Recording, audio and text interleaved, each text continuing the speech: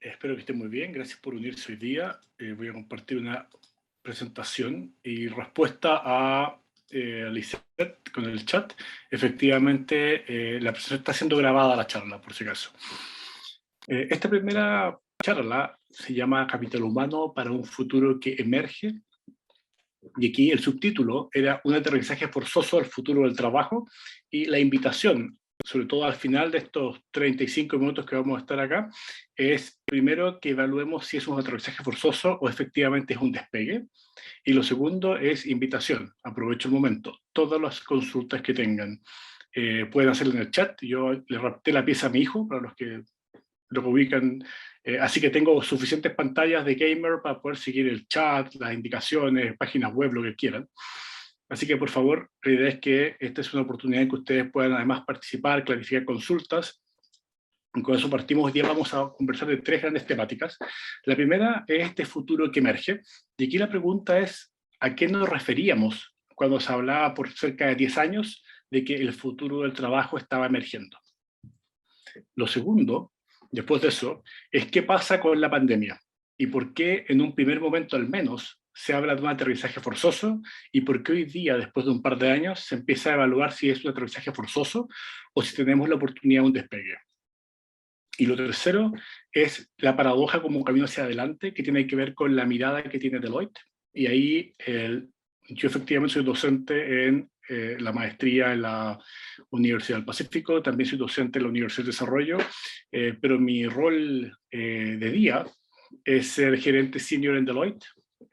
Pertenezco al equipo Canadá, lidero el área de capital humano y por tanto la mirada de Deloitte tiene que ver con contarles cómo una consultora a nivel global evalúa, mira y efectivamente diseña el cómo gestionar estratégicamente el tema de personas y por qué este tema de la paradoja es una forma de evaluar esta tensión entre lo que es la transformación digital y la transformación cultural que ocurren en paralelo en la actualidad. Entonces, el primer punto, este futuro que emerge. La pregunta aquí retórica es ¿a qué nos referíamos con el futuro del trabajo? Y probablemente muchos de ustedes leyeron por muchas publicaciones diferentes hablar de esta cuarta revolución industrial que estaba ocurriendo. Hablar de el fin de la historia, hablan de el fin del Homo sapiens, hablar de todos estos libros que fueron bestsellers, de hecho. Y lo interesante de la cuarta revolución industrial es que, como el nombre lo indica, hay tres previas. Y eso es importante, porque significaba que no partíamos de cero y que efectivamente había una historia que nos permitía entender qué iba a pasar y por qué estaba pasando. Y a nivel muy general, lo que se observó en las tres revoluciones anteriores, y que también se estaba viendo en los últimos años, es que emergía un gran cambio tecnológico, un salto tecnológico cualitativo y cuantitativo, que empezaba a generar un cambio importante en la sociedad, en las personas. Empezaba a aparecer un tema fuerte de Big Data, empezaba a aparecer con mucha fuerza el tema de computación con alto nivel de manejo de datos en múltiples puntos de contacto, empezaba a cambiar la forma en que las personas querían interactuar con servicios, con productos y con otras personas. Y ese cambio en personas lo que generaba era presión en las organizaciones, en los estados, en las empresas, el, y siempre lo que ocurría es que las políticas públicas llegaban después. Y esto no es una crítica. Las políticas públicas existen para normar lo que ya está en la realidad, para normar lo que existe. Por tanto, no se escriben hoy día políticas públicas, por ejemplo, de cuál es la forma de conducir cuando estemos todos con autos voladores. ¿Ya? El salto tecnológico existe, aparece el auto volador, las personas queremos usarlo, queremos comprarlo, lo demandamos y rápidamente la organización se ve presionada entre un sistema normativo para el mundo anterior y personas que demandan un mundo nuevo. ¿Ya? Un poco menos tal vez extremo que el ejemplo que di recién, algo muy real que viene pasando hace cerca de 4 o 5 años, es decir, previo a la pandemia, era que la tecnología permitía que a partir de los datos que los sistemas toman de nosotros, se pudiera generar demandas personalizadas. ¿Y cuál era una demanda muy común de las personas? A la banca. Era, si yo tengo tecnología que se llama Netflix y es capaz de a partir de las películas que elijo recomendarme otras películas, ¿por qué mi banco, que tiene acceso a toda la información de lo que yo pago y de lo que yo consumo, me sigue ofreciendo un crédito hipotecario que no me interesa y no me ofrece los servicios que obviamente yo sí ocupo y sí me interesaría? Y eso es básicamente personas que empiezan a demandar en organizaciones cambios tecnológicos. Y en el caso de la banca, efectivamente, hay mucha normativa y ley que resguarda hasta dónde se puede usar o no tecnología de manejo de datos y de distintas bases y de distintas formas de administrar esa información. Entonces, esto sabíamos que estaba pasando, porque había pasado ya 3 veces antes, está muy estudiado, y la clave para entender por qué la cuarta revolución preocupaba hace tanto tiempo ya es por la velocidad que se veía el cambio.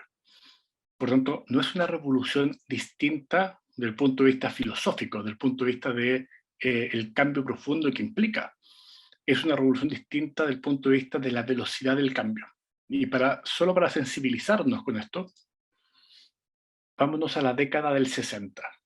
En países como Perú, en países como Colombia, en países como Chile, en países como Argentina, en casi todos los países de la región, de hecho, según la Organización Mundial del Trabajo, en la década de los 60, la mayor cantidad de fuerza laboral estaba en la industria agrícola.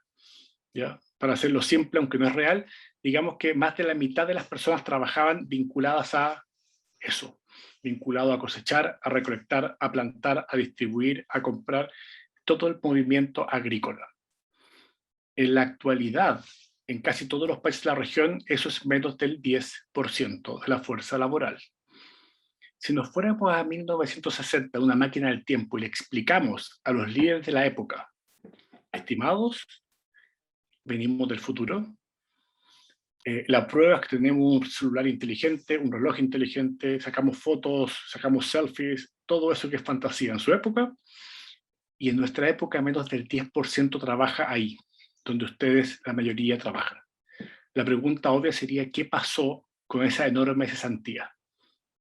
Y la respuesta es compleja de explicar, porque tenemos que explicar lo siguiente. Los hijos de los que trabajaban en el campo fueron a estudiar en colegios técnicos y fueron aquellos que vendían o mantenían esas máquinas que empezaron gradualmente a reemplazar fuerza laboral. Los nietos de esas personas fueron a la universidad y empezaron a trabajar en empresas de servicio que vendían servicios a las personas que generaban mantención de esas máquinas y sus productos. Por tanto, en 3 generaciones, lo que empezó a pasar es que las personas cambiaron a otro tipo de trabajo. El problema para 1960, si tuviéramos que explicarlo, es que tendríamos que explicar cosas como la siguiente. Las personas hoy día no trabajan en el campo. Muchos de ellos trabajan como community managers de redes sociales. Y es difícil explicarle a alguien de 1960 qué es una red social y qué rol juega un community manager. ¿Ya? Son cargos que no existían, son industrias que no existían, pero efectivamente fue un cambio que tomó 3 generaciones. Vámonos a 1990 ahora. Puntualmente, la entrada de cajeros automáticos, y aquí hay estudios en pocos países de este tipo, perdón, pero en Francia, en Alemania, en Inglaterra y en España se hicieron estudios a inicios de la década del 90, cuando empiezan a entrar con fuerza los cajeros automáticos.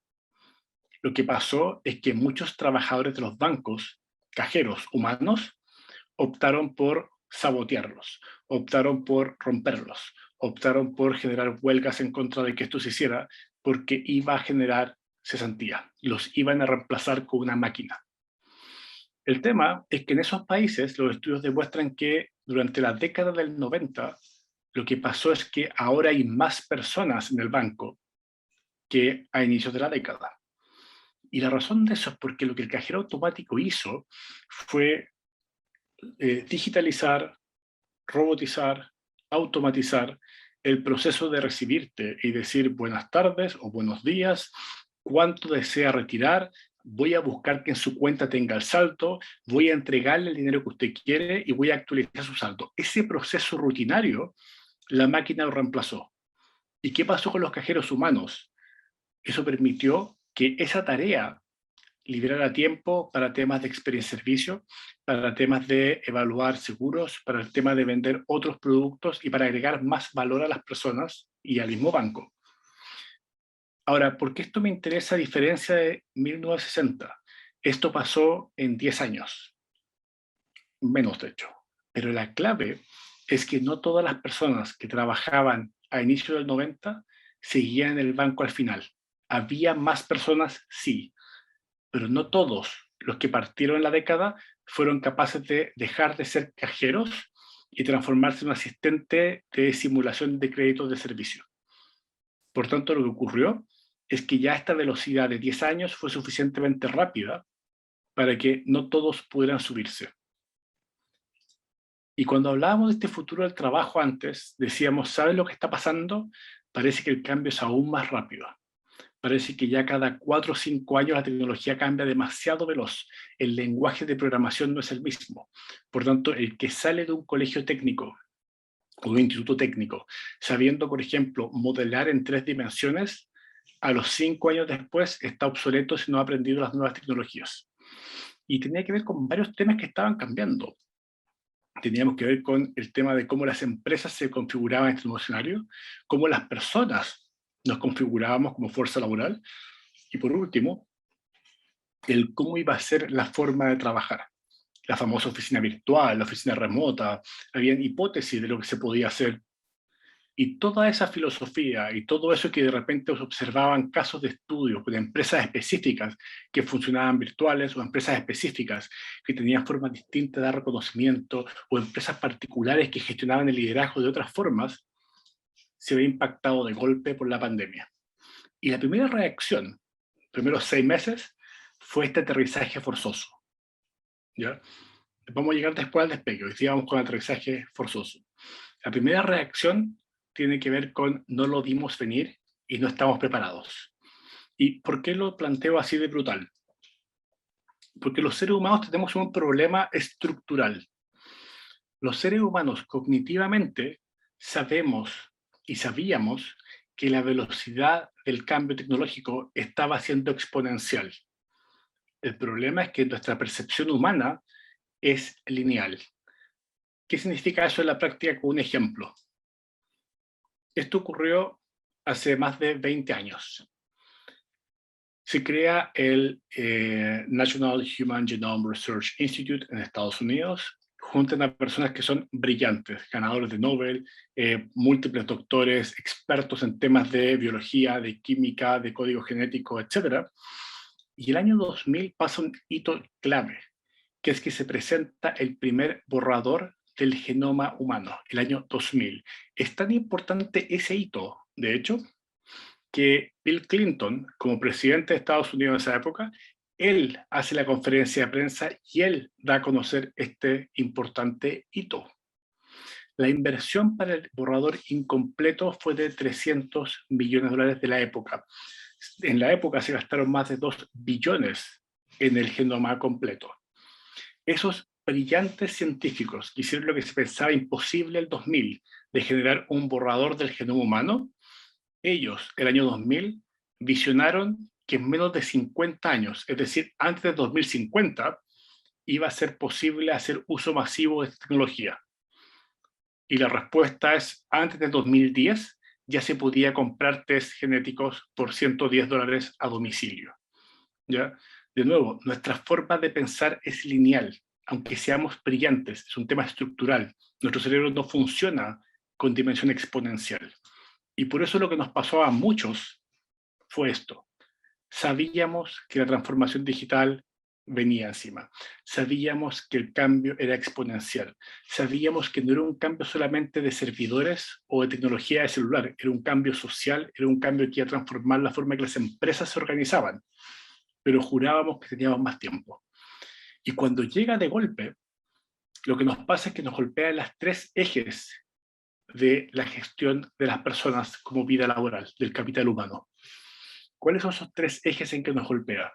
Primero, en el trabajo mismo.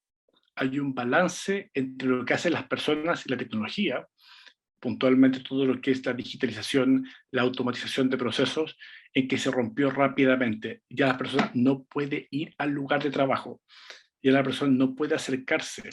Ya el manejar un camión autónomo en minería en forma remota deja de ser un hito para un bono o deja de ser un hito para ser la primera empresa minera que lo hace y se transforma en un proceso masivo para toda la operación. Lo segundo que cambia es el lugar de trabajo. Muchos lo vivimos. Dejamos de trabajar y el mundo virtual y el físico cambia su configuración. Y muchos tienen que empezar a trabajar desde un lugar que no está pensado para el trabajo, está pensado para vivir. Y finalmente, todo esto empieza además a cambiar la fuerza laboral. En Estados Unidos se habla hoy día del proceso de la gran resignación, de la gran renuncia, pero tiene que ver con un proceso de que hay nuevas formas en que el talento quiere relacionarse con la empresa. Nuevas formas de decir, no quiero ser full time, yo quiero trabajar con un balance distinto. Y no es falta de compromiso, tiene que ver con otra forma de entender el balance vida-trabajo. Con todo esto que llega de golpe, y la primera reacción de todas las empresas, y aquí como Deloitte no voy a hablar de nosotros asesores, vamos a hablar de nosotros, también vivimos esto, fue el mismo golpe interno, tiene que ver con cómo interpretamos esto ahora desde la paradoja como mirada hacia adelante.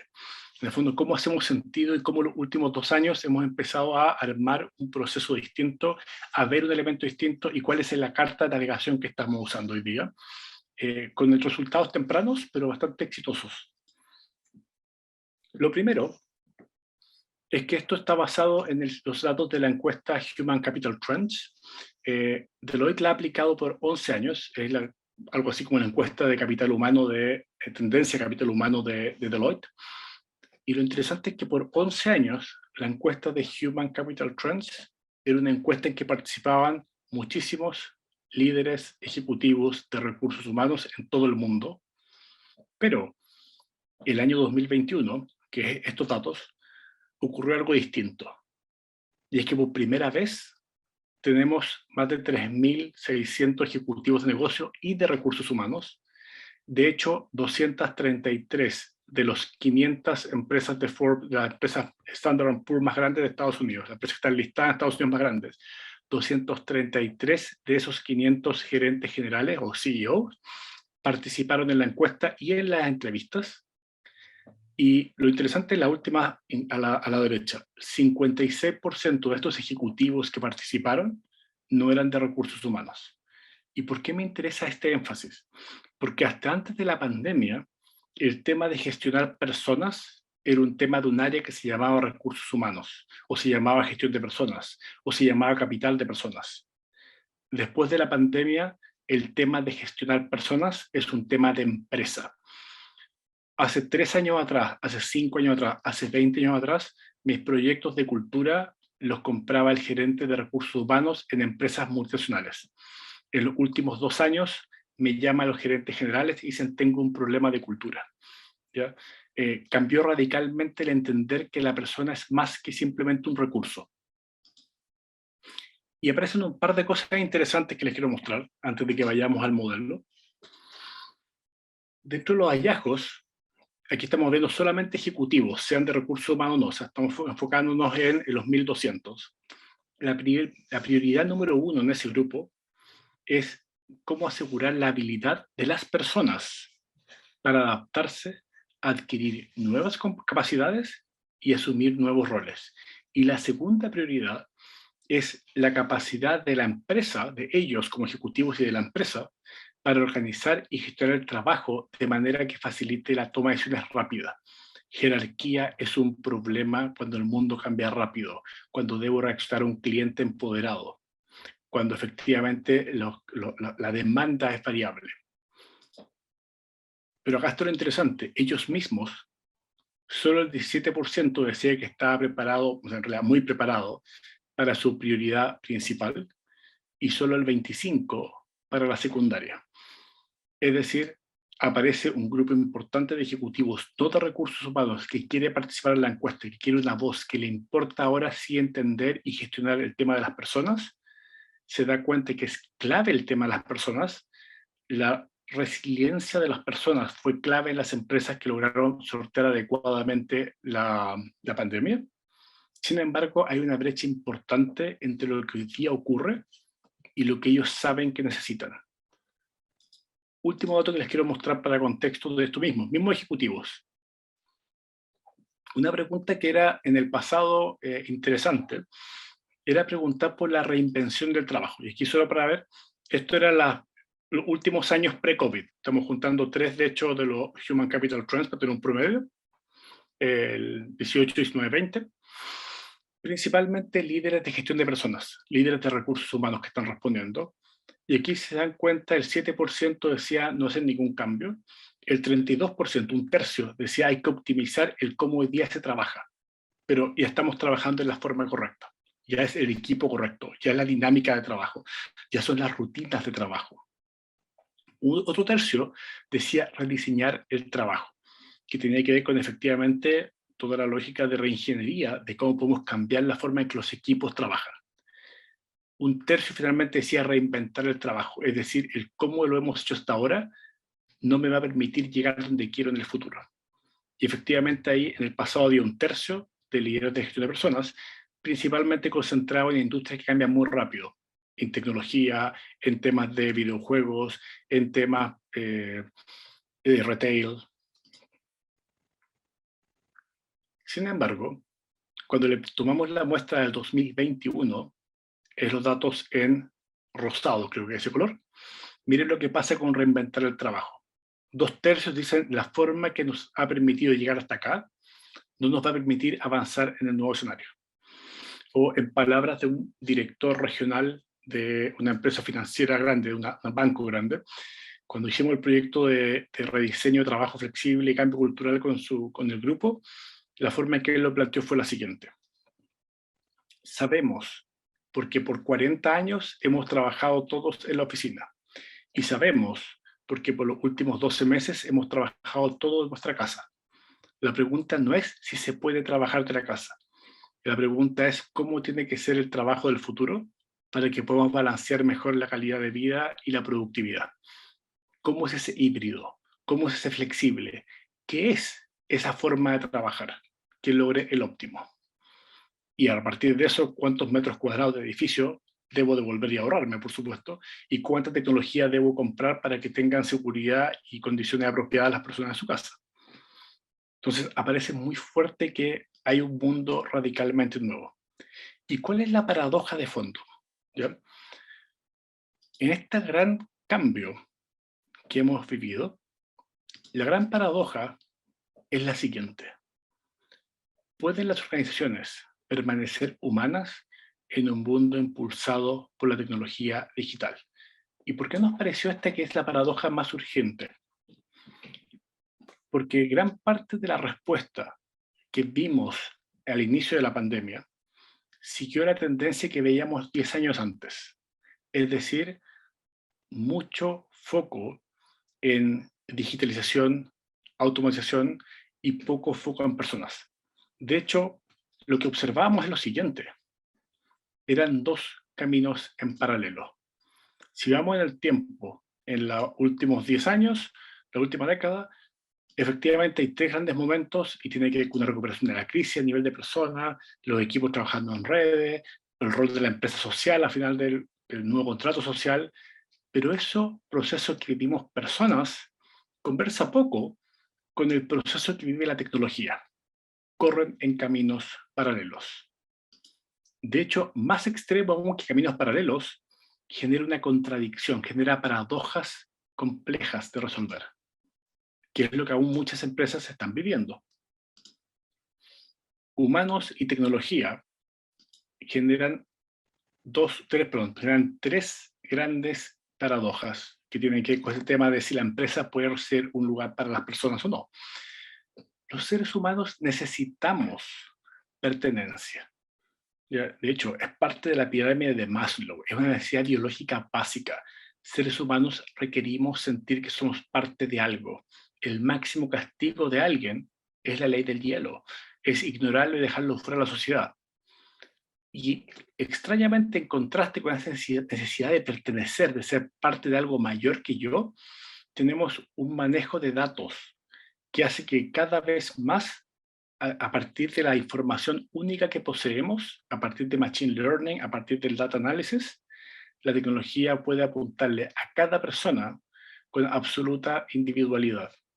No requiere seguir nada de los demás, no requiere agruparlo, es capaz de decir cada persona es única. Por otra parte, los seres humanos requerimos seguridad. Necesitamos saber que aquello que estamos estudiando nos va a permitir competencias para tener un techo mañana y en 5 y 10 años más. Y la tecnología y el cambio tecnológico lo que hace es generar una reinvención tan rápida que nos genera una inseguridad a mediano y largo plazo. Ya no hay seguridades en el mediano y largo plazo. Y lo tercero es que los seres humanos, después que pertenecen a un grupo y después que poseen esa seguridad, somos audaces. Nos gusta correr riesgos, riesgos bien controlados. Somos pocos los que saltan por la ventana de un 20º piso a ver si vuelan. ¿Ya? Tiene que ver con, dentro de esta pertenencia, dentro de la seguridad, hacer innovaciones, hacer cambios. Pero para tomar esos pequeños riesgos requiere un nivel de certidumbre y de confianza en el contexto y en las variables que la tecnología también rompe. Por tanto, ¿qué es lo que observamos hoy día? Que estas cosas que parecen tan contradictorias, la forma de navegar el futuro es dejar de ver personas versus tecnología y verlos en conjunto. Y ver la enorme potencialidad de cuando estas cosas se estructuran desde una mirada integral.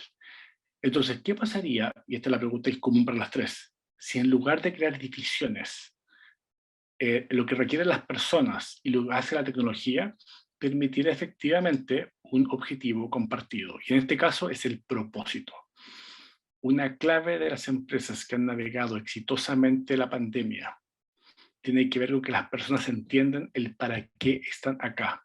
Tiene que ver con que las personas entienden que su trabajo diario es una piedra para una catedral mayor, que les hace sentir orgullo, que les genera motivación interna. ¿Ya? El propósito es articulador de motivación más importante que salario, más importante que los elementos más bien monetarios y de reconocimiento formal. Y hoy día lo que ocurre es que la empresa utiliza la misión y los valores más bien a un alto nivel de definición de declaraciones, de lo que queremos mostrar, una suerte de marketing corporativo. Sin embargo, nuevamente, el objetivo acá está en que el propósito es algo que se viva a diario. Y para esto, lo que hemos observado y lo que se plantea al respecto de cómo gestionar personas son tres grandes temas. Ahí puse las portadas, se puede bajar enteros esos reportes desde Deloitte, pero básicamente necesitamos asegurar que las personas tengan pertenencia. No importa si es de su casa, de la casa de la playa, del estadio del partido o de la oficina. El sentirse parte de no puede ya estar vinculado solo a estar en el mismo espacio físico. Lo segundo es que eso implica rediseñar el trabajo y la forma de trabajar.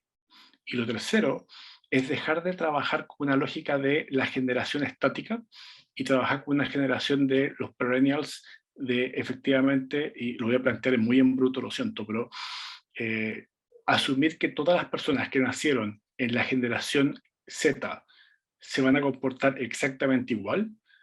La data que existe en varios artículos ya publicados es que es igual de confiable que asumir que toda la gente que nació tal mes se va a comportar así por su signo del zodiaco.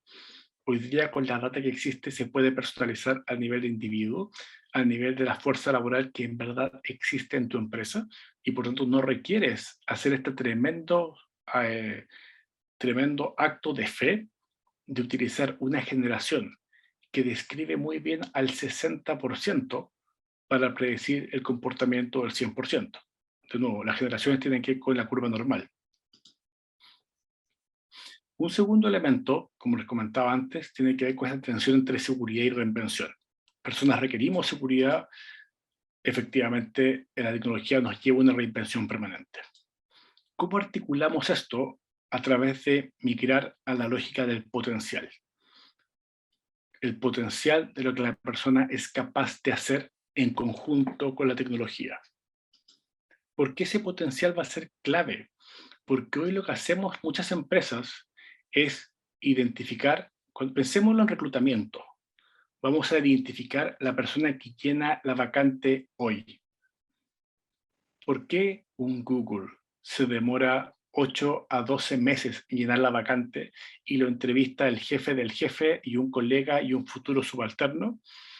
Porque saben que ese puesto va a cambiar en 2 a 3 años más. Por lo tanto, si contrato a alguien para el puesto actual y nada más, a los 3 años voy a tener que despedirlo.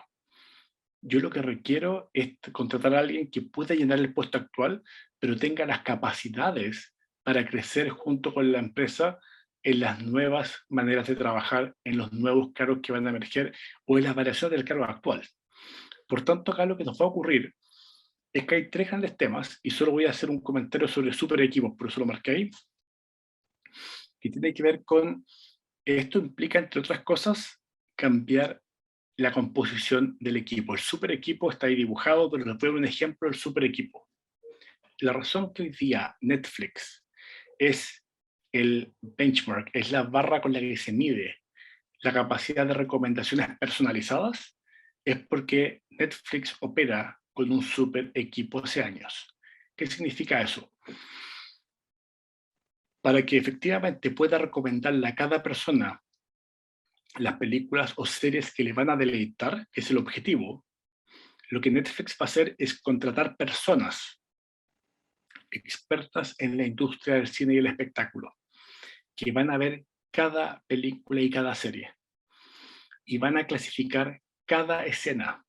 Y en cada escena, ellos como expertos y como seres humanos son capaces de empatizar con la audiencia y decir aquí lo que las personas sienten con respecto a todas estas dimensiones: acción, violencia, suspenso, terror, erotismo, etcétera, etcétera, etcétera. Es alto nivel suspenso, bajo nivel de acción, alto nivel de terror, bajo nivel de etcétera. Y como eso lo hacen en cada escena, ese micro tag es lo que permite que después un sistema busque los patrones que permiten recomendar. Y cuando yo veo una película, lo que en realidad está buscando es qué escena adelanto, qué escena me repito. Lo que está buscando es la veo completa, la veo a medias. Y cuando me repito la película, la veo entero, veo la mitad. Porque lo que tiene que maximizar es esa emoción, ese sentimiento que el algoritmo no lo maneja. Lo maneja un ser humano que es capaz de empatizar con otros. ¿Ya? Amazon, experiencia del cliente, hace lo mismo para el 99% de los procesos automatizados. Cuando hay errores o excepciones, entra un ser humano. Y la razón es que el ser humano puede empatizar con otro ser humano. Entonces, el equipo se empieza a dibujar distinto. El jefe tiene que entender que para las tareas rutinarias va a tener un sistema que lo hace. Y para las tareas excepcionales o que requieran experiencia de servicio, que requieran empatizar, que requieran ver la excepcionalidad, va a tener personas. Y eso ya ocurre, pero empieza a generar una prevención distinta. Y de nuevo, este es un jefe radicalmente distinto.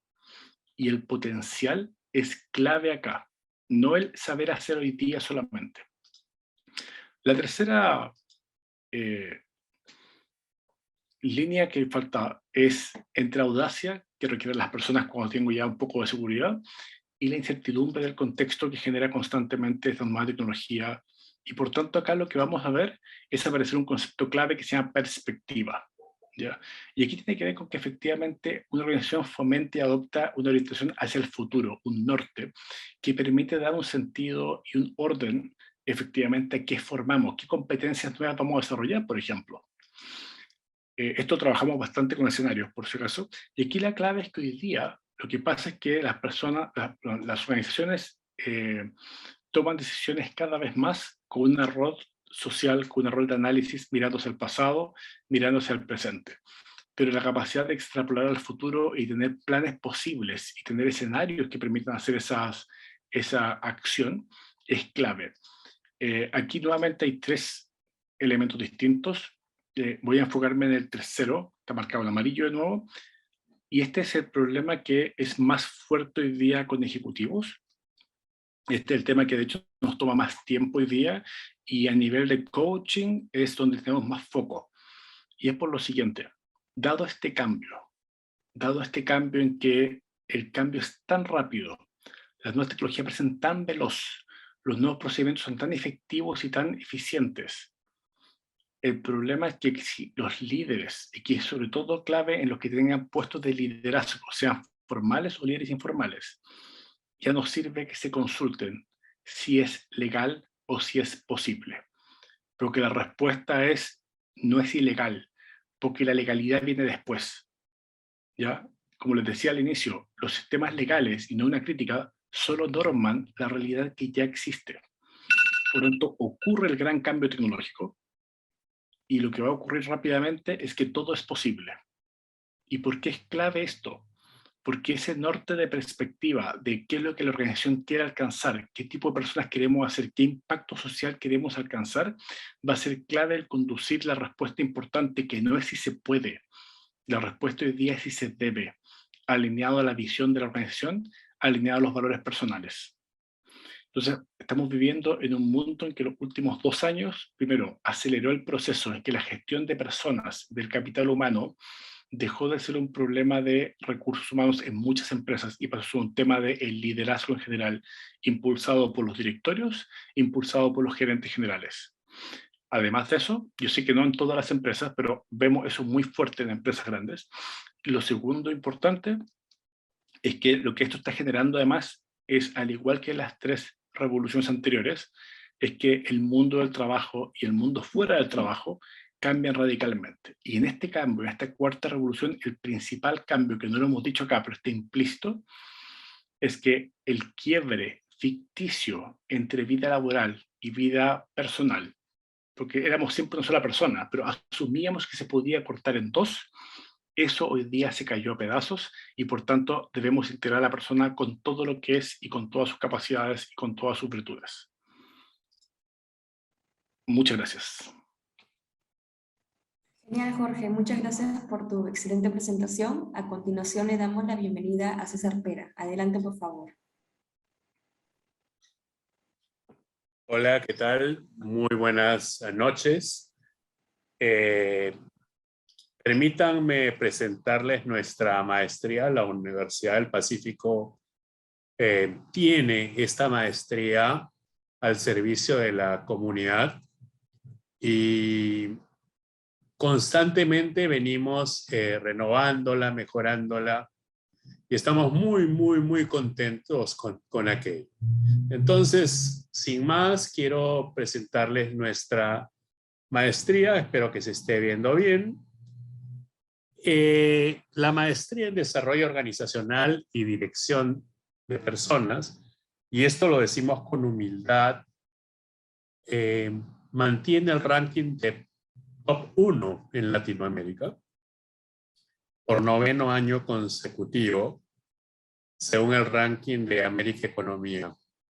Y esto supone un tremendo esfuerzo, no solamente del estamento académico, de los profesores, de los directores, de la propia universidad, de nuestra alianza con la Universidad del Desarrollo en Chile, sino también de nuestros alumnos, ¿no? Supone un trabajo compartido que finalmente converge en un resultado muy positivo, porque lo que busca esta maestría es eso, generar valor, pero generar valor desde la transformación de las personas y las organizaciones. Eso quiere decir que obviamente las personas, desde nuestra perspectiva, tienen que estar expeditas para poder potenciar y liderar el talento de la organización.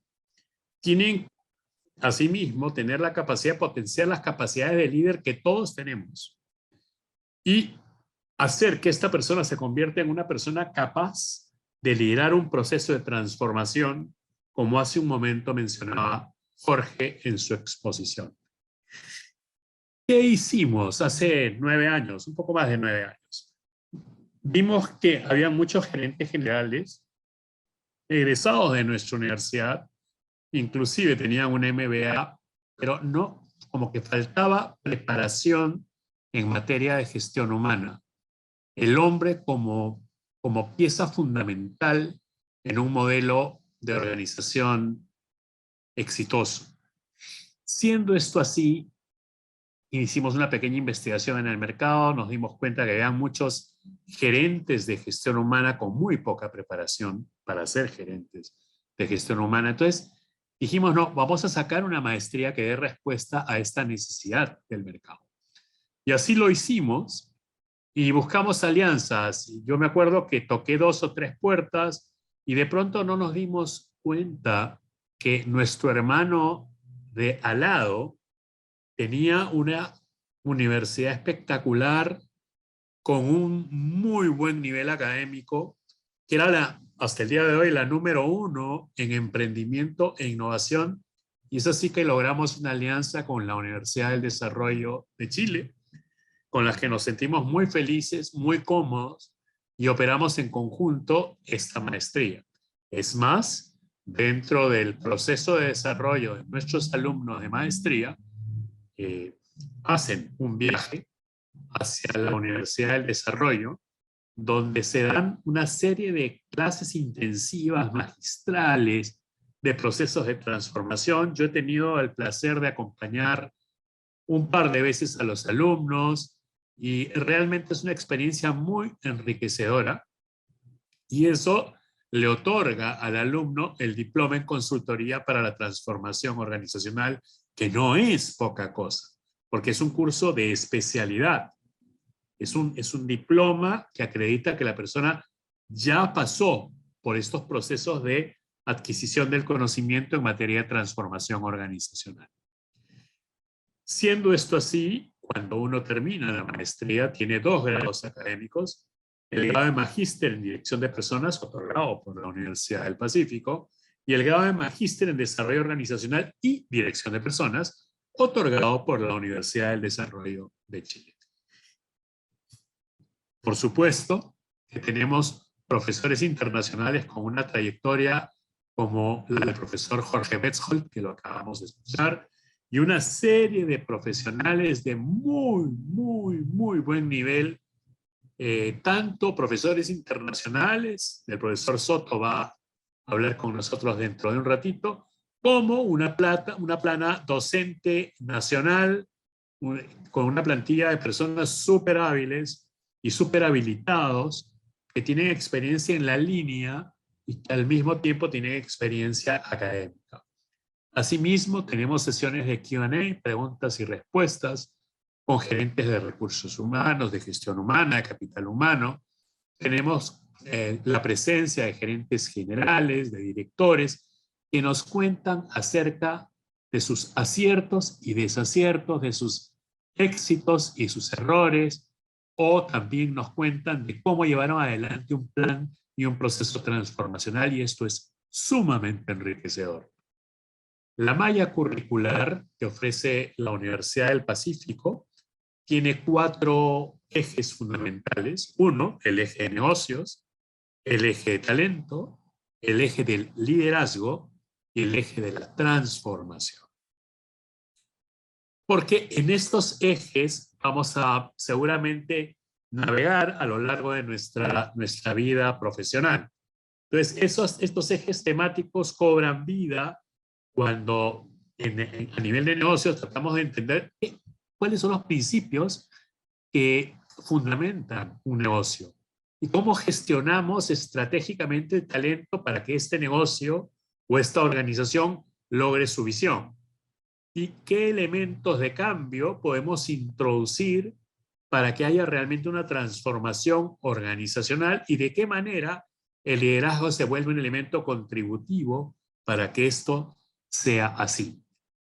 En el proceso de transformación hay una muy buena compañía del módulo internacional de la Universidad del Desarrollo de Chile y transversalmente hay algunos elementos que se conjugan con la parte académica propiamente curricular.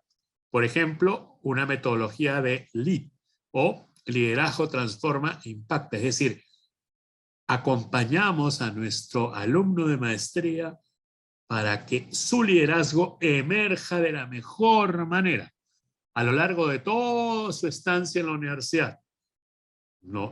Igualmente nos vemos acompañados con las sesiones de Q&A y seminarios de tesis para que la persona, cuando llegue al final de la maestría, esté en capacidad de o haber empezado su tesis o estar en un proceso avanzado.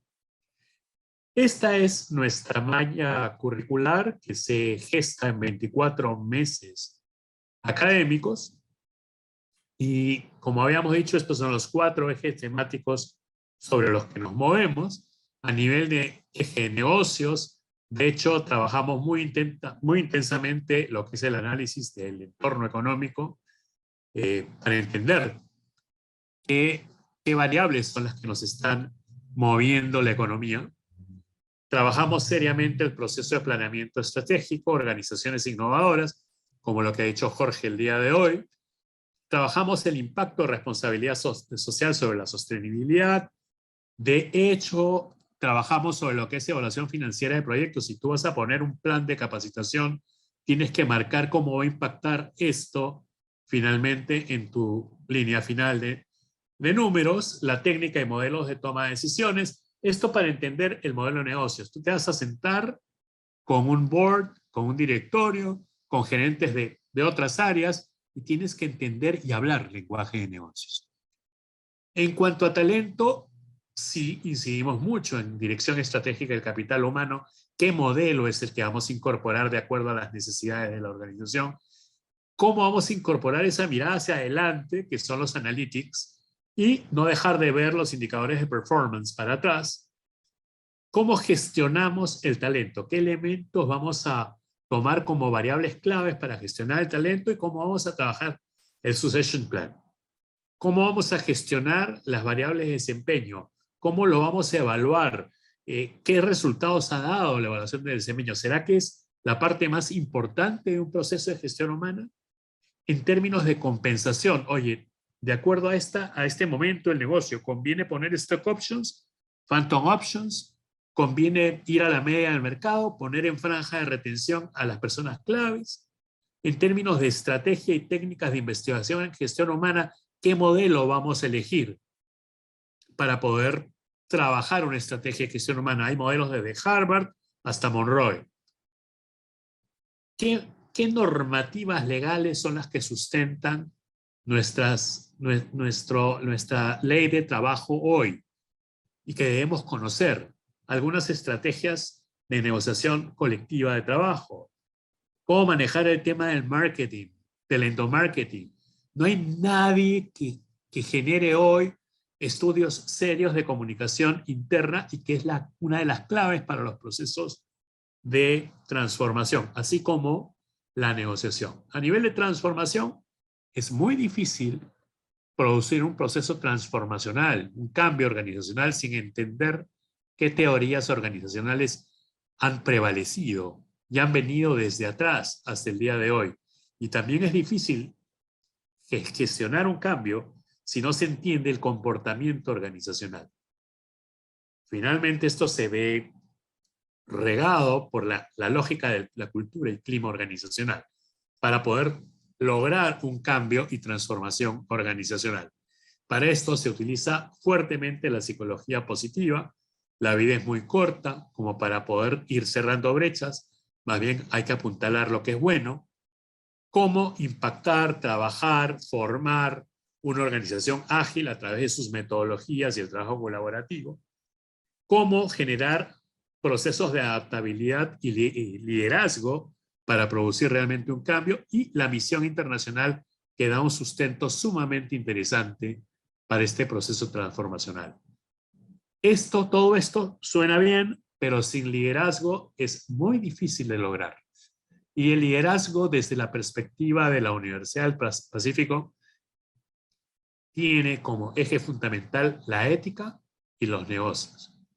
Y es precedido por una metodología que se llama LTI, lidera, transforma e impacta. Dicho esto, considero importante decirles que el 43% hasta ahora de personas que se presentan a la maestría y son admitidas tienen una posición estratégica. Y mientras que un 32%, perdón, tiene una posición de análisis y un 20% aproximadamente tiene una posición de desarrollo, que esté en desarrollo.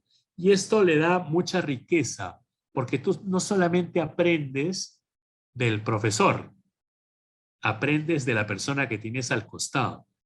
Y la riqueza que tenemos en esta maestría es que son personas que vienen de diferentes industrias y tipos de organizaciones.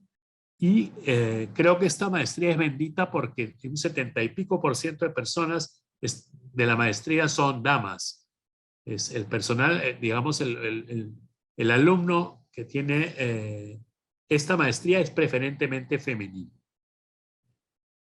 Como les decía, hay una maestría que viene acompañada de este proceso de liderazgo, transformación e impacto. Y esta maestría no solamente es la nuestra, sino en todas las maestrías viene la compañía de este proceso de transformación personal que va a impactar finalmente en las organizaciones, ¿ya? Esto viene precedido por la lógica de que tu formación puede ser intelectual, pero también tienes que tener formación emocional para que crezcas como persona. Y tienes que tener competencias técnicas más una superación de retos laborales para que puedas recién impactar en la organización. Si yo tengo una persona capaz, una persona que ha crecido, una persona que se ha desarrollado, una persona que ha superado retos y ha sido dueño de competencias, puede impactar en una organización. Nuestra misión y nuestro follow-up, nuestro seguimiento, es que esa persona que salga de la maestría esté en capacidad de poder impactar, no solamente en la organización, sino en la sociedad. Para eso se gesta una serie de laboratorios de crecimiento personal, de consultorías grupales. El mismo equipo al que se vincula esta persona digamos, capaz de poder transmitir a este equipo que lo acompaña sobre sus retos, sobre lo que le espera, sobre sus deseos, sus anhelos, y van siendo acompañados. Por otro lado, la persona tiene un proceso de coaching personalizado en todo su proceso de, digamos, de empowerment, de liderazgo que va a tener. Yo estoy haciendo esto bastante rápido, de manera que puedan darles tiempo a hacer preguntas, las preguntas que consideren adecuadas, ¿no? Bueno, ya creo que me fui demasiado rápido. Y finalmente, empezamos clases en abril de este año. Les dije que eran 24 meses lectivos.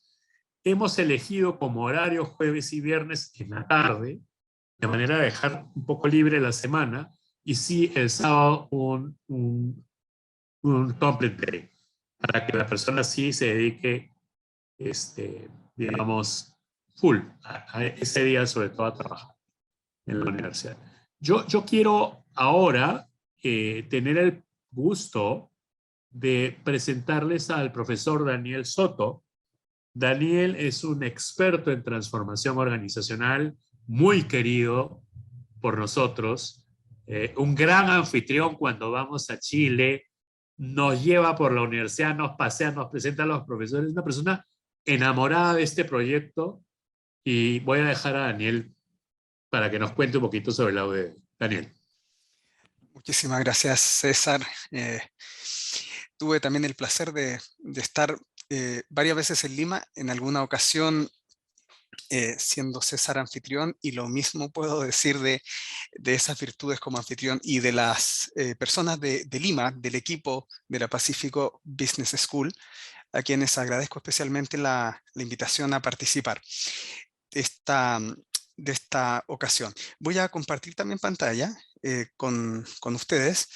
Quiero en unas pocas imágenes, y he elegido especialmente algunas que sean expresivas de ideas, mostrar qué representa para la Universidad del Desarrollo de Chile esta alianza que tenemos con Pacífico Business School, particularmente en la maestría de Desarrollo Organizacional y Dirección de Personas. Tengo el rol de director de esta maestría en la Universidad del Desarrollo. y a la vez desempeñó labores docentes hace ya 7 años allá en Lima. Ha sido para mí un agrado, realmente un agrado y un enorme desafío profesional y docente trabajar en Lima por algunos aspectos que César mencionaba. El tipo de exigencia al que te someten los alumnos de la maestría en la Pacifico Business School por los naturales ajustes que tenemos que hacer en las temáticas y en las aplicaciones de los temas, tratándose de países con diversa cultura. Y en ese sentido, puedo decir que esta alianza ha sido para nosotros, como Universidad del Desarrollo, una enorme noticia desde el momento en que se inició hace una década. Un dato o una información anecdótica antes de mostrarles algunos de estas imágenes. La maestría MDO nació hace ya unos 15 años en Chile, en la Universidad del Desarrollo, no en la capital de Chile, en Santiago, sino en la segunda ciudad en importancia, que es la ciudad de Concepción, donde la Universidad del Desarrollo tuvo su origen y donde hasta el día de hoy mantiene una sede. De hecho, en esa ciudad también se imparte esta maestría. Y hace, como decía, una década, creo que ambas instituciones, tuvieron la visión muy adecuada de crear una alianza que ha tenido hasta el día de hoy algunos elementos y momentos muy destacados que quiero ahora presentar.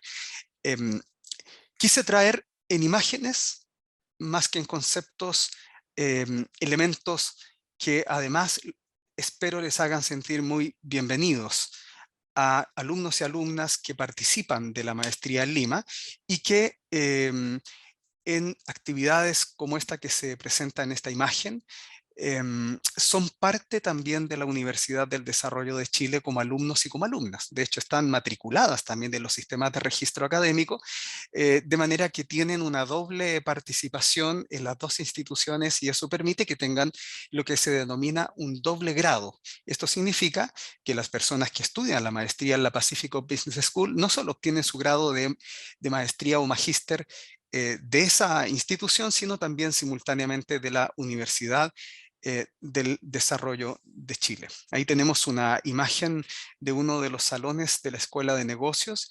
Está en modalidad HyFlex, como pueden ver, híbrido. Hay personas siguiendo las sesiones en un lugar diferente y otros que están en forma presencial. Hay también algo que contarles de esta institución.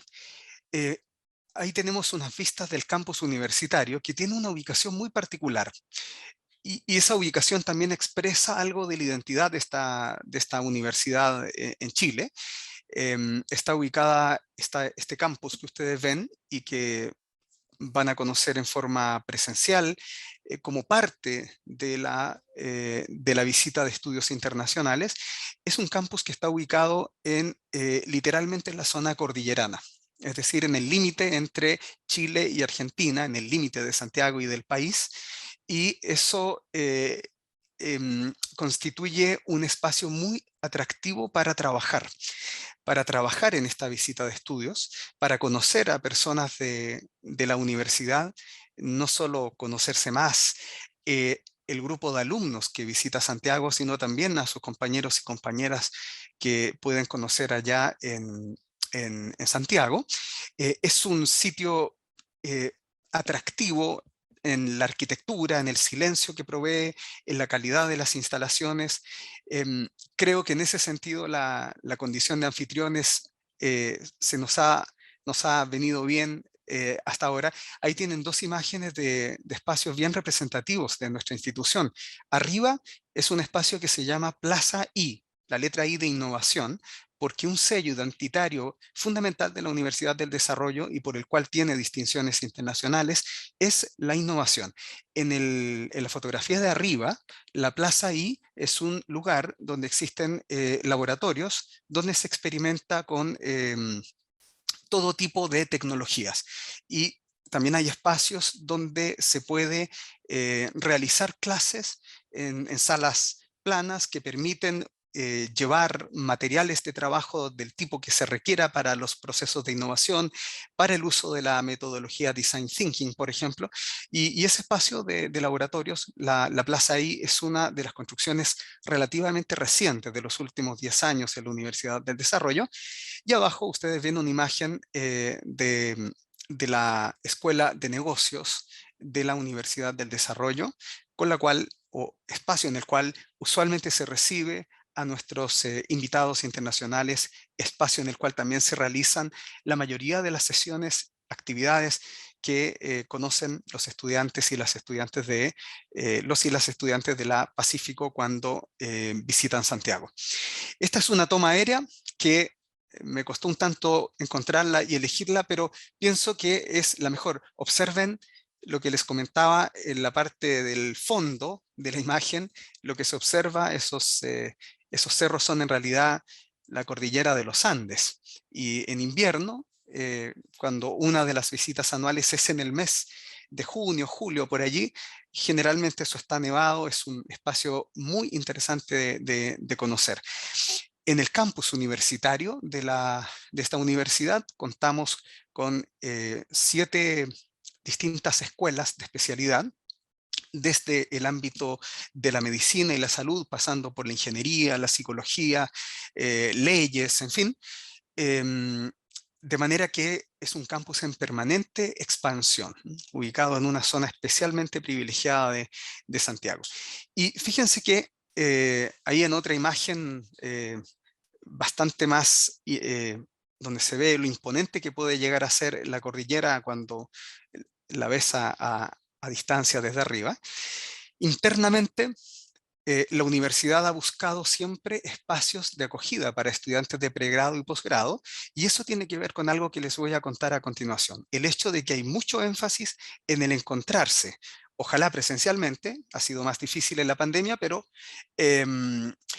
conocer al otro, involucrarse al otro y con el otro, y particularmente si se trata de personas que provienen de distintas disciplinas profesionales. Hay un foco muy fuerte en lo interdisciplinario, tanto en el pregrado como en el posgrado. Algunos elementos destacados que ustedes ven ahí en la imagen de la Universidad del Desarrollo, la sigla es UDD, yo marqué con una flecha naranja 3 en particular. El que aparece al medio, el segundo del medio, tiene que ver con algo que comentaba César, o César destacaba. Hay una ventaja de vincularse con UDD en el sentido de que el sello de innovación se traduce, por ejemplo, en que la Escuela de Negocios, pero particularmente el MBA de la UDD, ha tenido varias veces esa distinción de América Economía como el MBA de mayor orientación hacia la innovación o con un sello hacia la innovación más destacado en América Latina. Igualmente arriba de ese dato fue bastante destacado también que hace un par de años la universidad alcanzó una posición muy alta en el Times Higher Education. Es un indicador tremendamente respetado a nivel internacional de universidades. Es una universidad privada que cuenta con 30 años de vida, un poco más, y en ese lapso se ha ido posicionando cada vez más rápido como una institución con este sello del emprendimiento, de la innovación y de la seriedad de su proceso docente.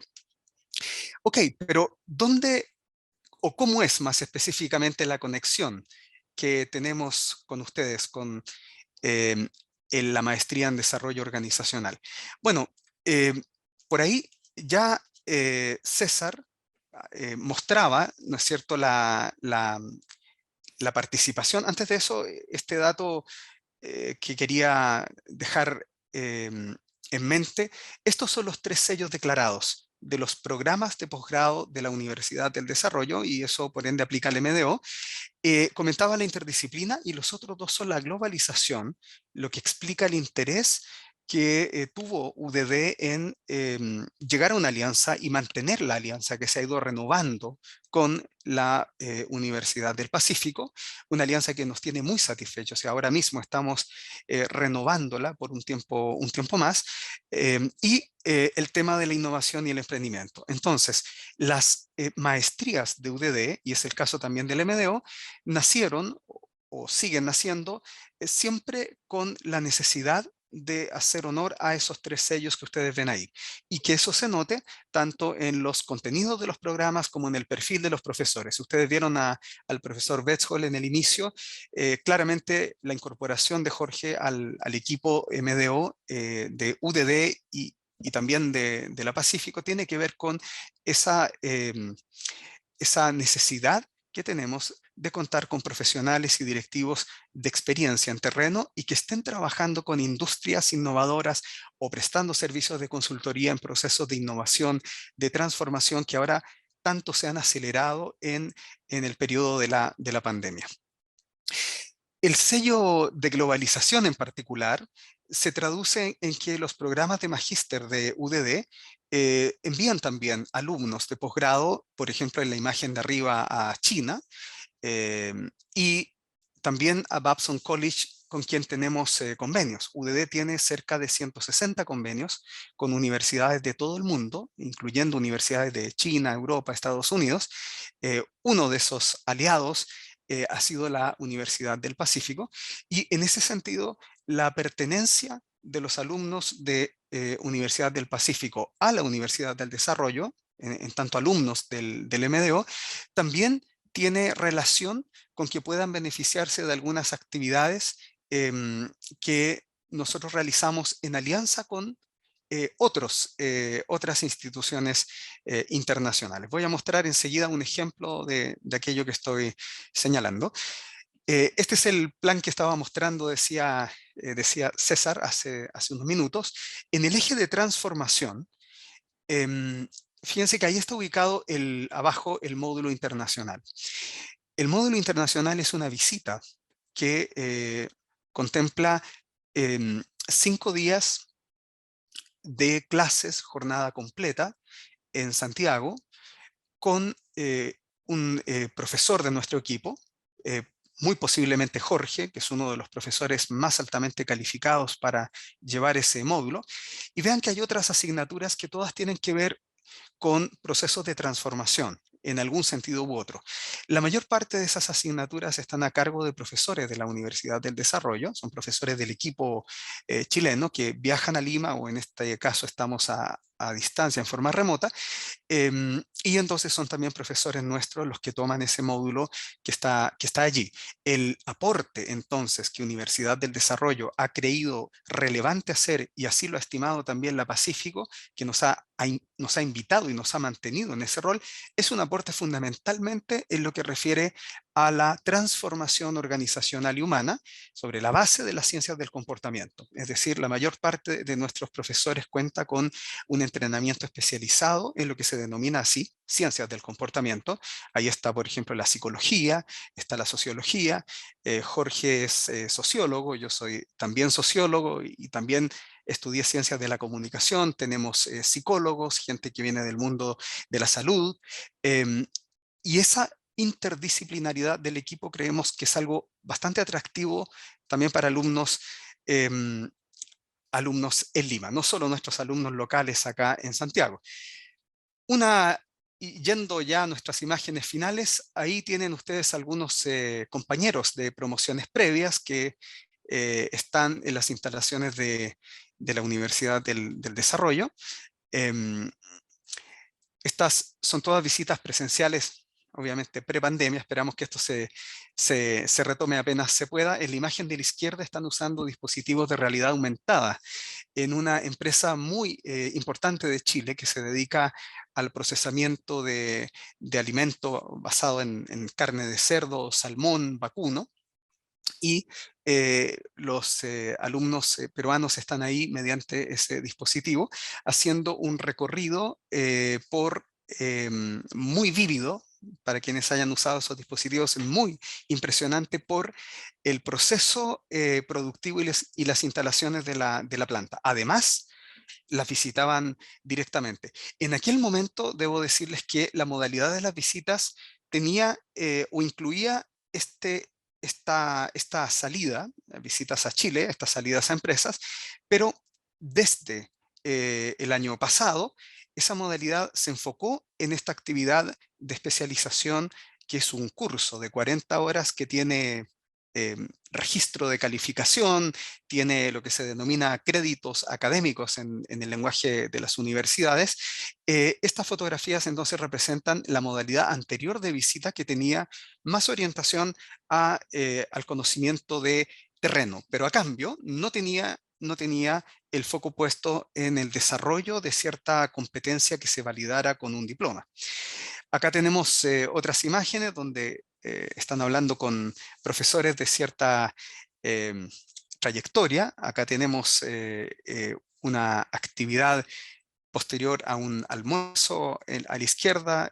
A la derecha, estudiantes peruanos trabajando en los salones. Se trabaja mucho con aplicación, y en el caso de la versión que ahora existe de esta visita de estudios, este diploma de especialización en consultoría, 40 horas de clases en 5 días, se va a mantener esta forma práctica de trabajo, incluso con la posibilidad de contar con un cliente real. Es decir, ustedes van a entrenarse como consultores en un sistema de entrenamiento de 5 días, y un cliente real, un directivo de empresas, presenta, o más de uno, presentan un requerimiento, necesidad o desafío al inicio de la semana, para que a lo largo de la semana los estudiantes se esmeren en forma grupal en resolverlo y presentar la solución. Por grupo también, tienen que tener autonomía y buscar tener la mejor propuesta a ese cliente al terminar la semana. Es decir, se prueba ahí la competencia profesional tal como se desarrolla. También esperamos que en el modelo actual de visita, aun cuando existen muchas horas dedicadas al estudio, haya espacio para actividades como esta. Estas dos fotografías son de la ciudad de Santiago. A la izquierda, atrás se ve una torre gigante. Ese es un lugar que interesa. Hemos visto bastante a los estudiantes de Perú que nos visitan.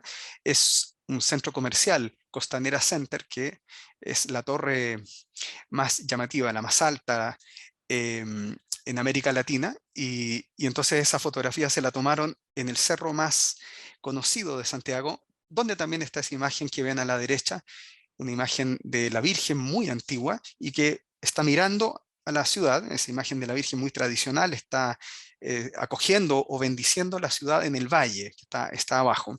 Estos son salidas culturales, sociales. Hay bastante autonomía para trabajar. Los profesores trabajan, como digo, en modalidad de aplicación. Se va resolviendo adelante, se va presentando adelante. Y quería, ya para ir cerrando, en esta penúltima imagen, mostrarles, estos son compañeros de ustedes, pero internacionales. Son alumnos y alumnas chilenos, un grupo que después de una salida se tomó esta fotografía. Quien aparece abajo, hincada junto a mí, es una profesora de la Universidad de Denver, con la que tenemos también un convenio y que nos visitó para dictar clases a estos alumnos de la maestría de la Universidad del Desarrollo. Y para terminar, solo mostrarles en esta fotografía de abajo, ahí decidimos dejar registro de el típico momento de recepción de diploma. En ese entonces se trataba de un diploma de asistencia, de participación en la visita. Las personas que ahora inscriban la maestría van a poder obtener un diploma de profundización de contenido. Eso es muy, muy valioso. Y por eso, nada más para terminar, decirles que creo que es una experiencia muy atractiva, tal como ha sido para nosotros como docentes participar del trabajo formativo de la Universidad del Pacífico. Ha sido un honor y ha sido un desafío. Creo que también estamos en condiciones de decir que esta es una experiencia, la experiencia internacional que tienen los alumnos peruanos al tener profesores chilenos y visitar Santiago, una experiencia también de alto impacto positivo en lo humano, en lo social y particularmente en el plano profesional de especialización, por el tipo de profesor y de universidad que nosotros ponemos a disposición de la Universidad del Pacífico. Muchas gracias por su atención.